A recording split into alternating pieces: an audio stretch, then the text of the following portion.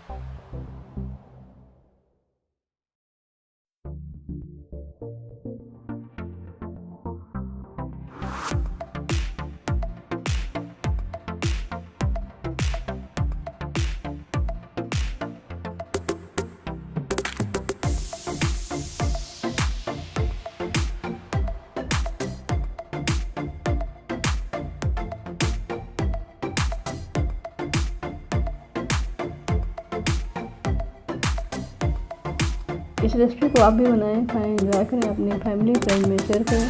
अगर आपने अभी तक हमारे चैनल को लाइक सब्सक्राइब शेयर नहीं किया है तो प्लीज़ आप हमारे चैनल को लाइक सब्सक्राइब शेयर करें।